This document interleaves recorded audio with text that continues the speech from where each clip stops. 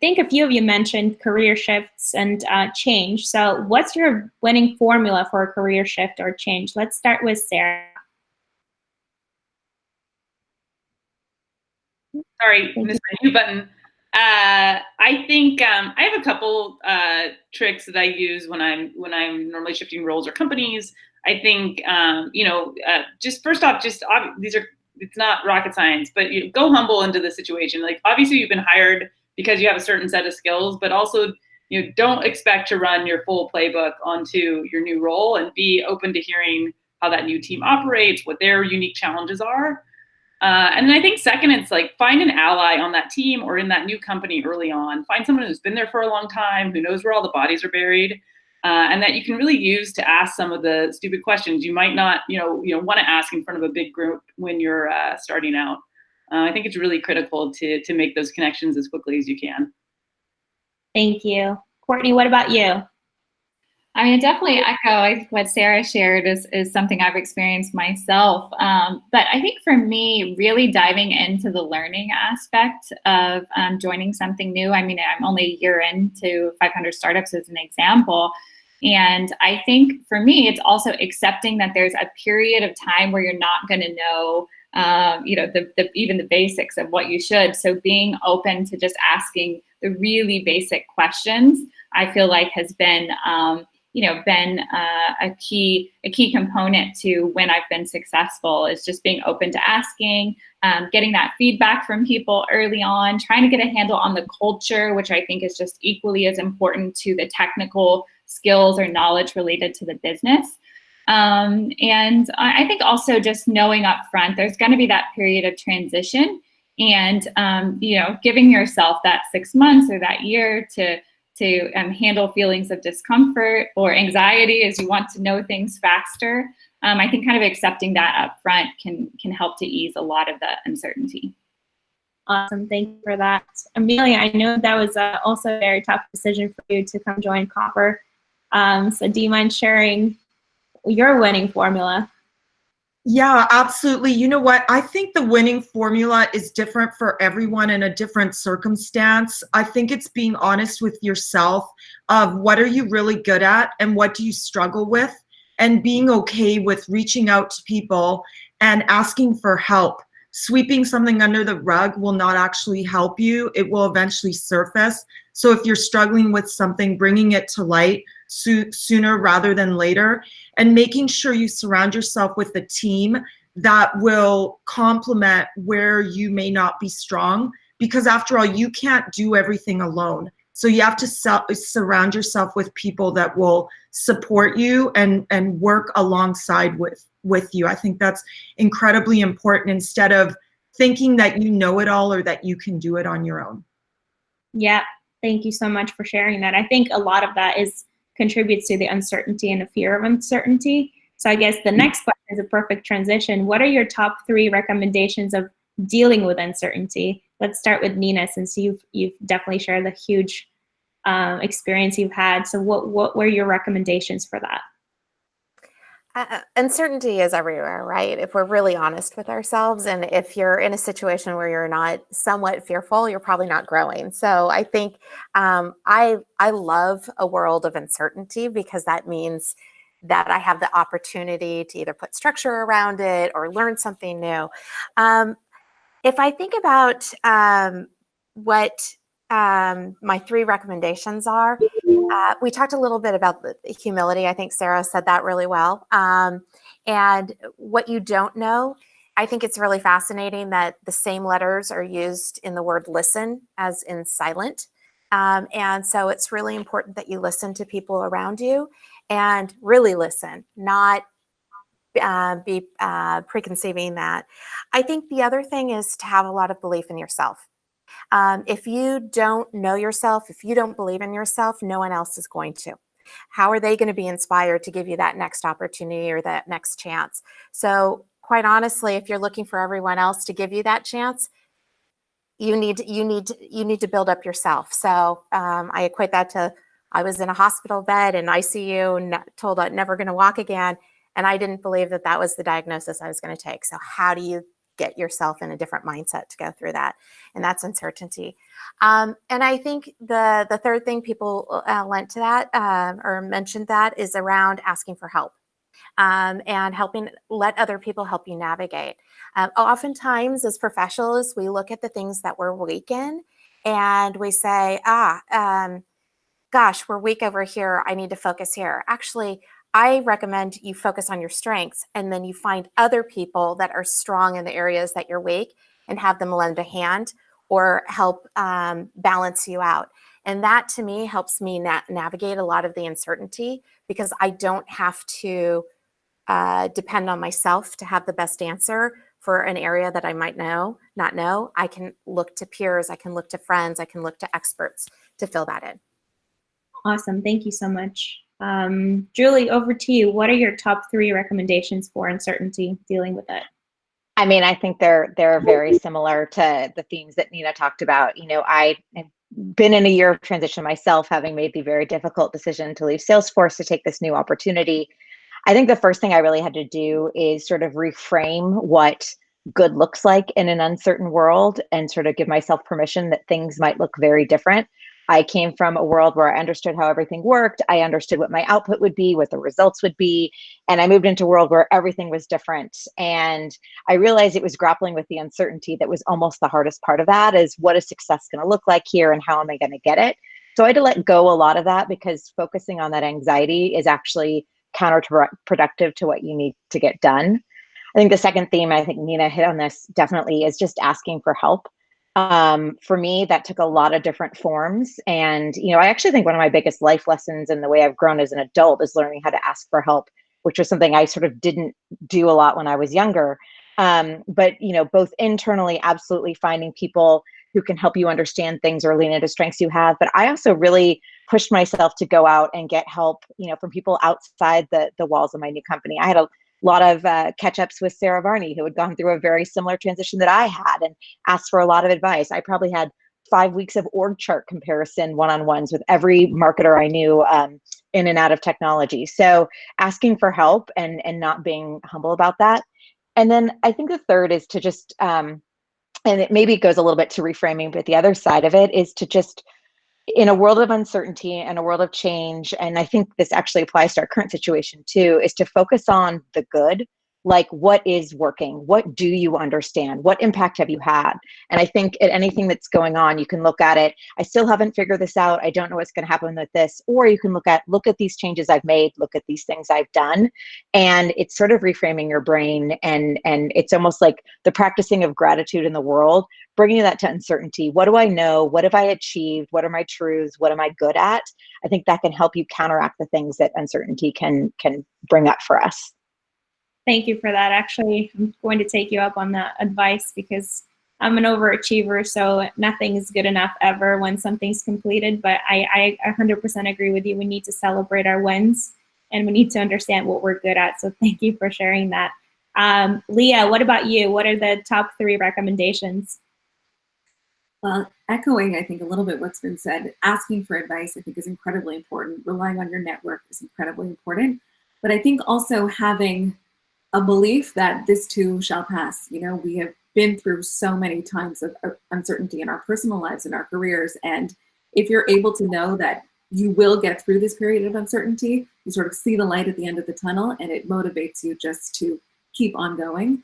And to that effect, to learn from your past successes. You've, you know, been on a journey to get to the point where you are. What has worked for you before?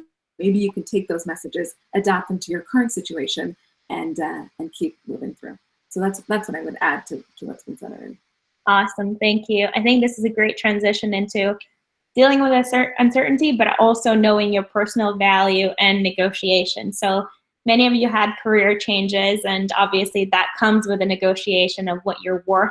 So some of the tips and tricks, and how do you know what you're worth and what you should negotiate for? Let's start with Sara. Yeah, I have a few different tips here. I mean, I think just in terms of like keeping your skills sharp and like knowing kind of where you stand, I always recommend, I even recommend the people on my team that I love, go out and interview at least once a year, even if you are the happiest you could be at your job. I just think it's good for you as an external check-in to how you're pacing.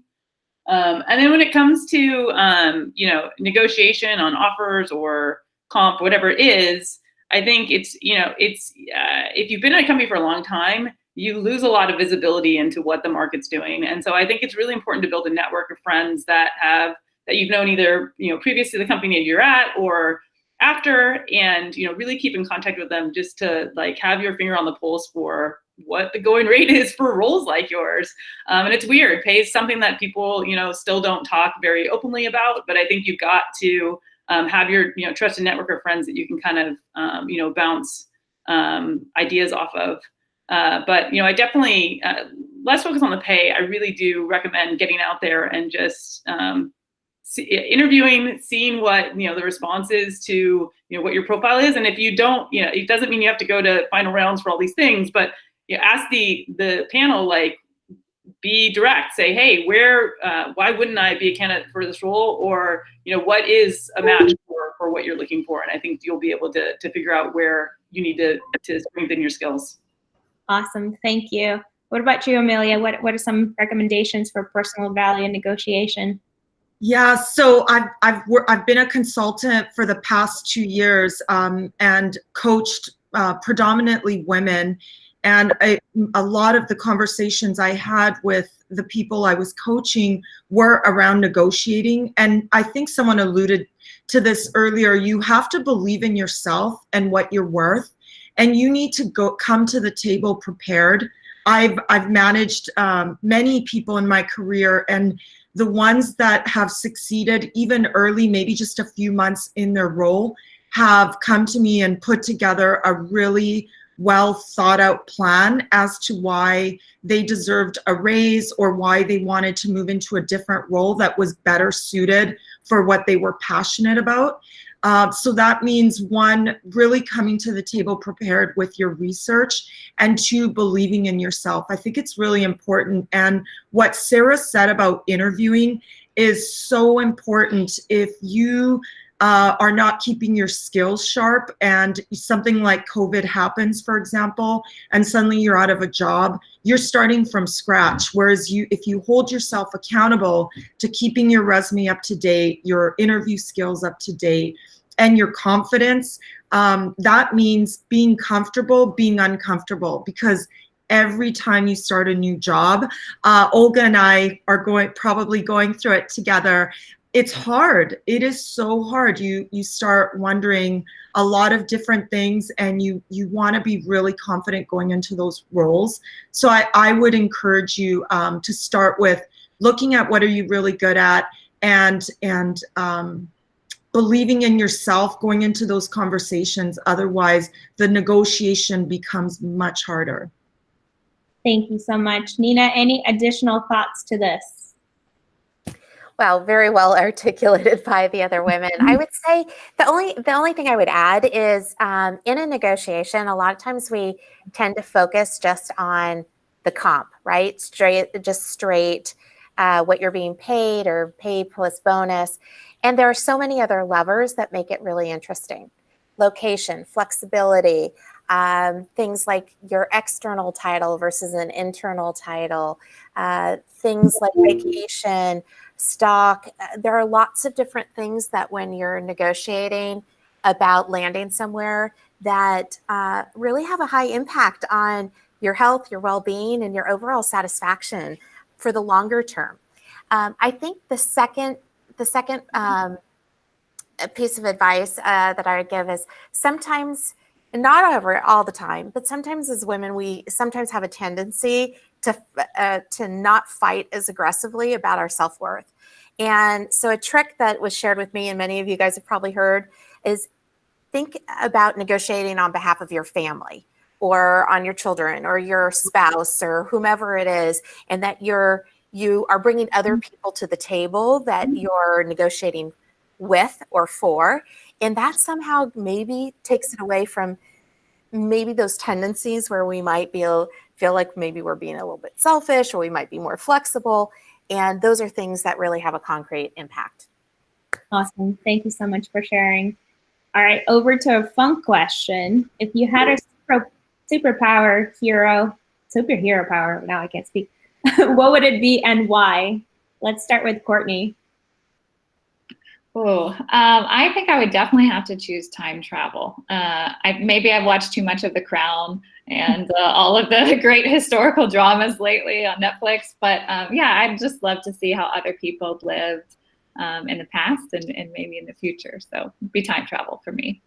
Awesome, thank you. Julie, what about you? I mean, doesn't everyone want to be able to fly? I just always assumed get anywhere, especially right now, or maybe even just get out of our houses for a little socially distant me time and get a better view of the world. Yeah, thank you. Leah, what about yours? I think I would choose to be able to be in multiple places at the same time. There's always so many cool and exciting things going on. And if I could be in a bunch of places at the same time, especially these days, that would be great. Thank you, guys. Okay, I think one of the questions that comes up a ton right now is balancing working from home and family. What to do not to feel overwhelmed? Let's start with Emilia, since you mentioned the farm, the family, chickens. You know what? My 8-year-old last weekend said to me on a Saturday, "Mom, do you ever stop working?" And it was actually painful for me to hear those words. I stopped in my tracks and realized I'm not a good person at balancing my family and my career. And one of the ways I find to keep my sanity and my well-being is to exercise. That means even though I don't have a commute to San Francisco, it means having that alarm on at 5:30 and making sure that I take time for myself, whether it's going for a walk around the block or lifting weights next to my desk, just something where I can have silence for myself.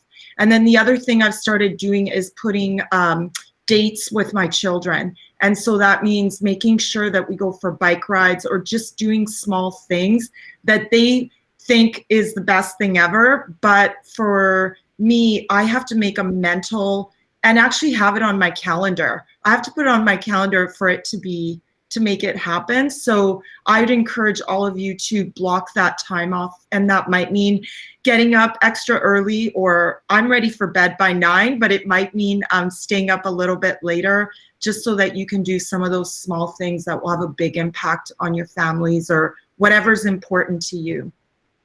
Awesome. Yeah, that's so important right now, is to allocate the time. Julie, what about you? Any additional comments to that? Yeah, I mean, I think it's always tough, and it's especially tough right now. I have 2 young children. My husband works full time. We're all juggling a lot. Sort of building off what Emilia said, I think if you don't draw boundaries for yourself, no one's going to do it for you. Work will absolutely ask for every last ounce of your time. And I think you just have to be really strong about being clear about what you can and cannot do, whether that's time that you're available or projects you have to step away from. And that can be hard, I think, especially for women, especially for mothers. We feel like we have to say yes to everything, but no one's going to give you permission to carve out the time you need for your family, for your partner, for yourself. And I do think yourself is very important. I actually have started exercising every morning, which is something I've not done in years, but carving out that time has been very important for me during this time. And then I think the other thing, and I feel like I'm going to be a spokesperson for don't do everything so well, because it's sort of similar to my uncertainty and transition answers.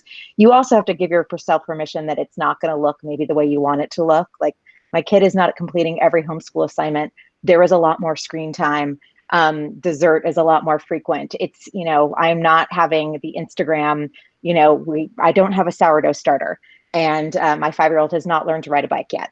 But I'm focusing on the things we are doing, and the good and the bad of the fact that my 5-year-old, who really doesn't have much to do during the day because she's a preschooler, so she doesn't have as much homeschooling, she asks me, is it the weekend? Is it the weekend? And it's because she wants to spend more time with me, I realized finally. And the sad thing is that means I'm not spending as much time with her during the week. But the nice thing is it means I'm doing something meaningful for her on the weekends that she does love that time. So I'm trying to sort of reframe and focus on that. Thank you. Thank you for sharing. Nina, over to you. The recommendations that I have are similar to what Emilia said, of like actually scheduling it on your calendar. I'm guilty of, I'm a little bit of a people pleaser, so I'll always say yes. And I realized if I keep giving and giving and giving, or taking this meeting or squeezing it in at 7:15 a.m. or whatever, that all of a sudden there isn't enough of me to refuel. And so some of that is just also self-preservation. So scheduling that time, creating those parameters, and no is a really amazing word. It's not as scary once you start learning how to say it. And it's the toughest is learning how to say it. And then you realize, wow, people are kind of impressed that you'll actually say no.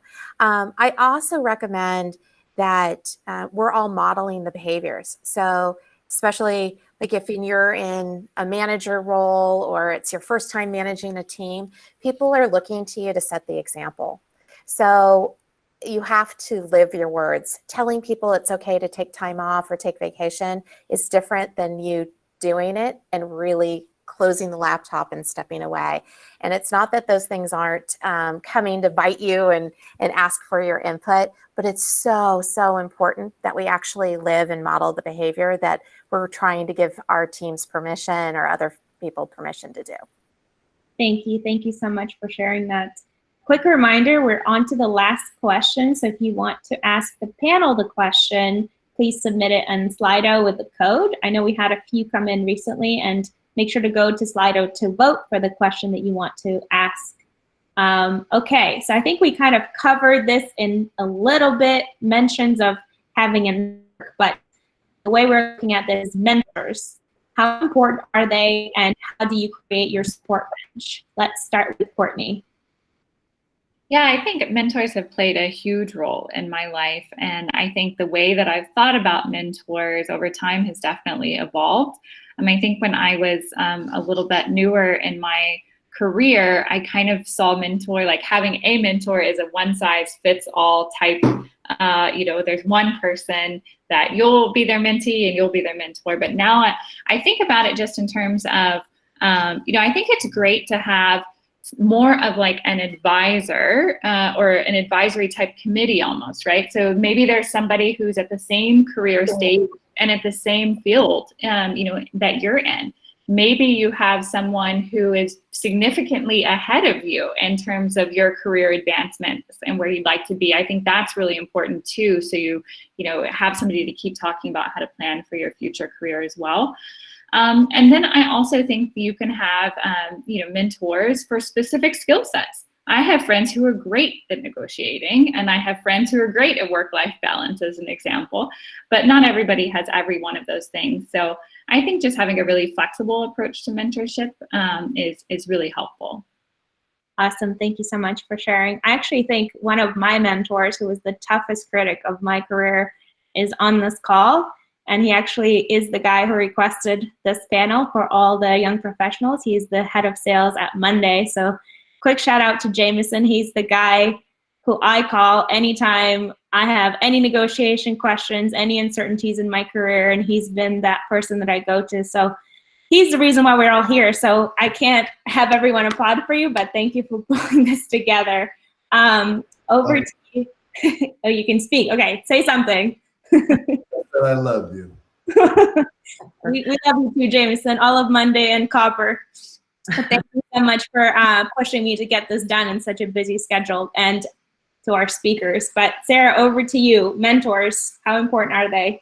Yeah, I completely agree with Courtney's approach. I think that it's unrealistic. Well, it's just unlikely to find one mentor that's going to cover all the things that you need. And I have different people that I call on for very tactical, practical questions around marketing. And then I have other people that I call around negotiation. I have other people that I call around how to structure a team that are just great general managers. So I do think it's important to have that kind of broad set of people. And then I'd also make a plug for, if your company will support it, or if you are willing to support it yourself, it's great to get an outside leadership coach. I had never gone through that process until about a year ago. And I think it's just, the valley's small, your network's gonna be small, and they're all gonna kind of know your experience, and they might be just pre-programmed of how they're gonna coach you. And I think getting some like completely unbiased outside perspective from someone is really healthy, and might push you in different directions than if you're relying on a network that kind of knows your past and knows where you've had challenges in the past. Thank you, Sara. Actually, it's a good point. We're launching a mentorship program that does not connect people from the same company, but you can decide on whatever you want to work on. It's 8 sessions, and we will match you with a person that kind of matches what you're trying to do.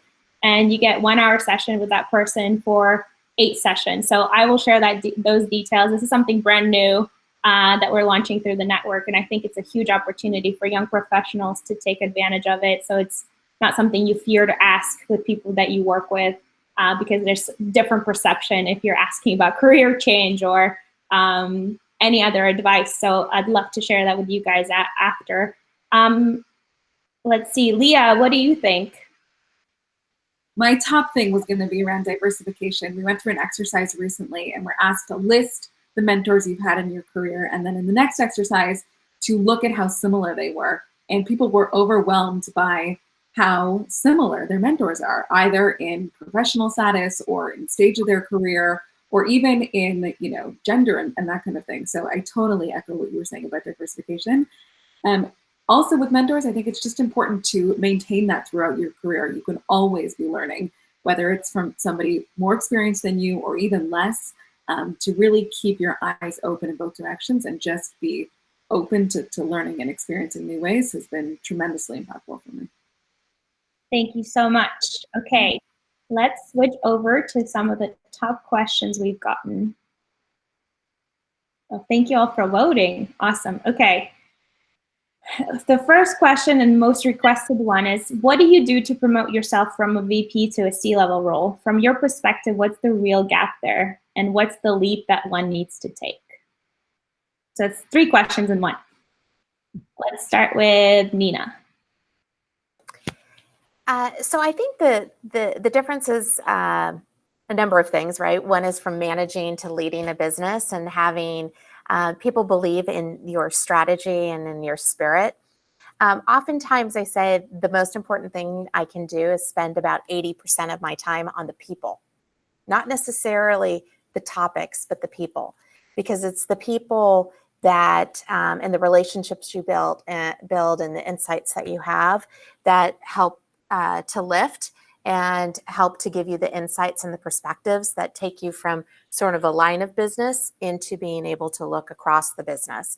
The second thing I would suggest is oftentimes people think about a vertical career, and sometimes that's great if you want to be in one discipline.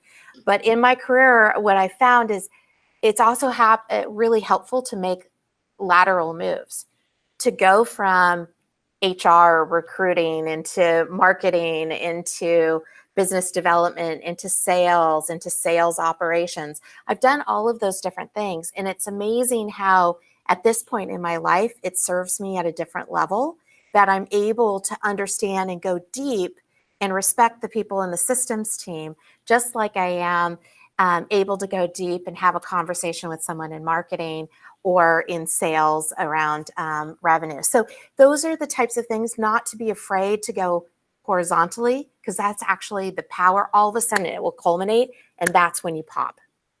Perfect. Thank you. Sara, what do you think? I mean, I think like the transition from VP to C-level, I think it just depends on the size of the company, the dynamic of the company, and you know what they have all going on. So there's a bunch of different factors, like Nina mentioned. I do think as you move up the ranks, you've got to be more comfortable with not being an expert in every field that's below you, and you have to be a good scout for talent, because there's going to be gaps that there's just no one person who's going to be like, you know, in my role, for example, in marketing, there's probably 8 different disciplines underneath that. And you know, I could have spent 2 years in that to get to my career, but that's normally not how careers go. So you're going to have some spots where you're just not as deep. And I think you've got to be able to recruit the right talent underneath you and be comfortable with not being an expert on everything. Awesome. Thank you. I want to make sure we get one more question in, and this one's about landing the role. So how have you landed the most recent roles you've had? Through a recruiter, personal relationship, LinkedIn? What advice can you share regarding job searches and interviews? And I think there is another follow-up to Nina's point. In the negotiation for a job, what are some most interesting and valuable non-comp related pieces that you've successfully negotiated? Let's start with maybe Julie. Sure. Well, I did pretty recently change jobs, and it did actually start through a personal connection. I knew some people that were already on the executive team. I caught up with one of them. I was very much not looking. I did not follow Sarah's advice. I had not interviewed for a job in a decade. So it's fun when the first job you interview for ends up being kind of the biggest job of your life. But so it was not through a recruiter, but I will put out a plug. And actually going back to that negotiation point, it's great to talk to recruiters and it's great to talk to headhunters. One of the things I learned from my husband, who is a great negotiator, is that headhunters are great benchmarkers. Even if they aren't searching for a role, build relationships with them because they will know what's standard, what's market, what can you ask for. The best knock-on thing I asked for, which is honestly something that, you know, my husband is very in the weeds on negotiations and stuff, was really looking at what was going to happen to me if the company got bought. They weren't yet public. It was very unlikely that was going to happen, but you know, sometimes you're able to negotiate for special protections, things like that. It was not something I ever would have thought of. I was not somebody who had really ever negotiated for a job for. It didn't end up coming to pass, but I'm glad I asked for it. And I actually think they kind of, even though they had to go back and make a lot of things happen to make it happen, I suspect they kind of respected that I asked for it. Awesome. Emilia, what about you? I know you just landed a job at Copper. Any recommendations? Yeah, so I my big recommendation is that you need to be prepared to have really difficult conversations. And that means not only with the leadership team, but also with your own team and then yourself.